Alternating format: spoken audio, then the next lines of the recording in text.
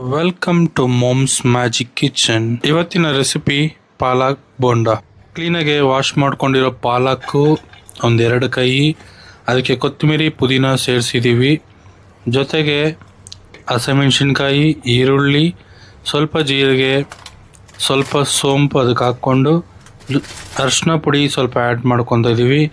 ಸ್ವಲ್ಪ ಸೋಡಾ, ರುಚಿಗೆ ತಕ್ಕಷ್ಟು ಉಪ್ಪು, 2 ಕಪ್ಪು ಕಡಲೆ ಹಸಿ ಹಿಟ್ಟು ಅದಕ್ಕೆ ಆ್ಯಡ್ ಮಾಡ್ಕೊತಾ ಇದ್ದೀವಿ. 2 ಕಪ್ಪು, ಅರ್ಧ ಕಪ್ಪು ಅಕ್ಕಿ ಹಸಿ ಹಿಟ್ಟು ಹಾಕ್ಕೊಂಡು ನಿಧಾನಕ್ಕೆ ಯಾವುದೇ ರೀತಿ ನೀರು ಮಿಕ್ಸ್ ಮಾಡಿದಿರ ಇದನ್ನು ಕಲಿಸ್ಕೊಬೇಕು ಪೂರ್ತಿ.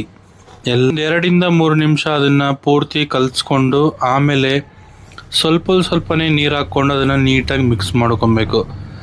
ಜಾಸ್ತಿ ನೀರು ಹಾಕ್ಕೊಳ್ಳೋಕೆ ಹೋಗ್ಬೇಡಿ, ಸ್ವಲ್ಪ ಮಿಕ್ಸ್ ಮಾಡ್ಕೊಂಡು ನಿಮ್ಗೆ ಎಷ್ಟು ಬೇಕೋ ಅಷ್ಟು ಗೊತ್ತಾಗುತ್ತೆ. ಅದು ಹಾಕಿ ಮಿಕ್ಸ್ ಮಾಡಿದ್ಮೇಲೆ ಲಾಸ್ಟಲ್ಲಿ ನಿಮ್ಗೆ ಈ ಥರ ಅದು ಬರಬೇಕು.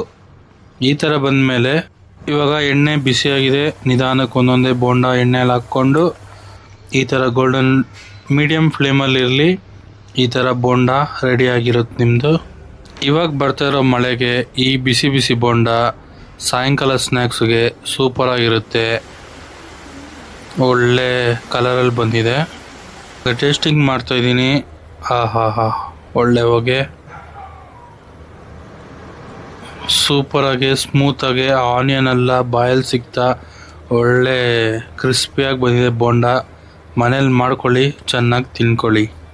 ಬಾಯ್.